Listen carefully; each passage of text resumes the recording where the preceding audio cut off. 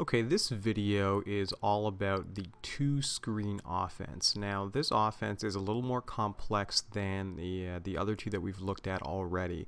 I would recommend this one for a team that has a pretty good basketball IQ. And what's really important here is that you need to have 5 players on the court at a time who can all handle the ball, who are all comfortable with the ball on the perimeter, and who can all make good decisions both while they have possession of the ball and also off the ball. Making good cuts and making good decisions off the ball is really what makes this offense work well. So let's get into it now. We're going to start off in a kind of stack formation. So you're going to have 2 guys on either side. You have your point guard up top, you have your small forward and your power forward on one side, and then your shooting guard and your center on another side. Okay. In order for the play to start, we're going to cross our small forward and our shooting guard underneath the basket, and the power forward and the center are going to act as screens for them so they can get open on the wing. So once they've gotten open on the wing, the point guard is going to give the ball to one side or the other. Now I have it set up where he gives the ball to the small forward on the left side. Now what happens as soon as he gives the ball to the small forward is that he's going to be setting a screen for the shooting guard. This is actually a bit of a different screen than the one that we used in the basic 3-out 2-in motion. He's actually going to first cut down to around the free throw line, and then he's going to make a 90-degree turn to face the shooting guard and have his back to the ball, and he's going to set that screen facing that way so the shooting guard can actually use him to curl right off that screen, and I'll show you that in a second. Meanwhile, the center is going to be clearing out by fading over to the corner, leaving this area open for the shooting guard to come off of that screen. So when he sets that screen, this is the cut that we want the shooting guard to make. That's called a curl cut. Really important when they're making that cut. Really emphasize with your players that they have to rub shoulder to shoulder. So in this case, the shooting guard should actually make contact with the point guard as he's coming off the screen. Do not allow any space for the player guarding the shooting guard to slip through there, and that will get you an open shot. It's something that works over and over again. So what we're looking to do is get the small forward to hit him with a bounce pass as he's cutting towards the basket and score a layup.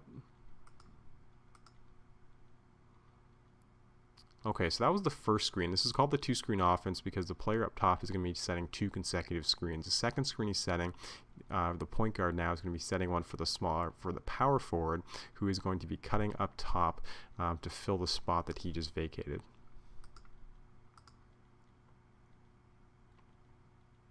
Okay, the next thing that happens here, and this is our other major chance to score with this offense, the shooting guard is going to be setting a back screen for the center. So the center is going to be using that screen. First he's going to misdirect towards the middle, and then he's going to come baseline, and he's going to be looking for a pass from the small forward for a layup right here underneath the basket.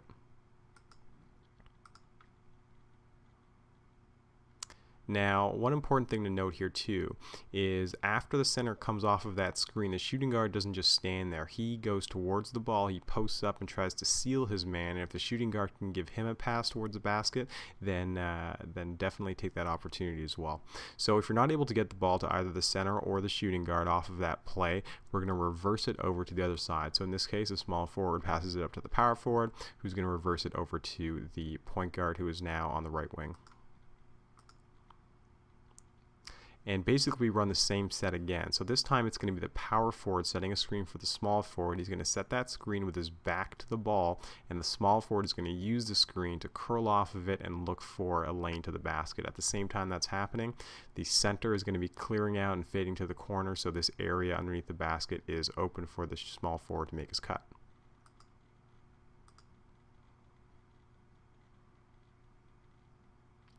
Okay, that's the first screen. The second screen now, the power forward sets a screen for the shooting guard, and the shooting guard comes up top and fills the top of the key area.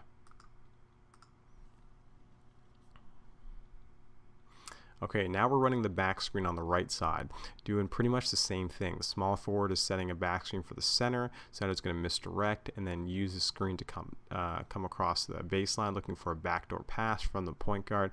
And that is something that you should really emphasize with your players. Practice this one. Run drills when you set backdoor screens so they can get the timing right, because that can be a very dangerous and effective play for you. Okay, so again, the small forward, when, after setting the screen, he looked for the ball to see if he could post up. If he's not open, the point guard is going to swing it back over to the left side.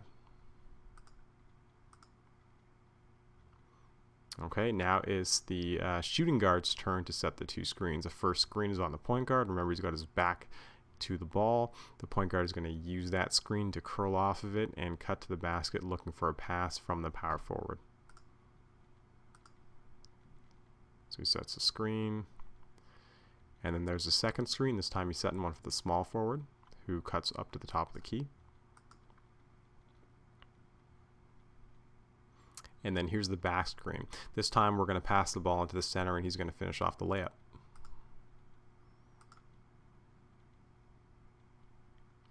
So when you're running this offense and when you're teaching with your players, make sure that you run those drills I showed you earlier on to show them how to react to the screens, because that's very important. But reacting to screens is also in addition to that, you have to teach them how to set good screens. So when they're setting screens, make sure that their knees are bent, that they're making that their butts are down, that they're being as wide as possible, and that they're protecting themselves at the same time.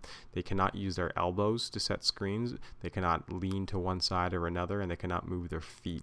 But they do want to be as big as possible and as solid as possible. And make sure that the player using the screen sets it up by misdirecting. So that means taking a few steps in one direction, and that will make his defender move in that direction, and then cutting right off the screen, rubbing shoulder to shoulder, which will make the defender get caught up in the screen and will increase the chances of you getting open underneath the basket on that backdoor cut or on that curl cut as well.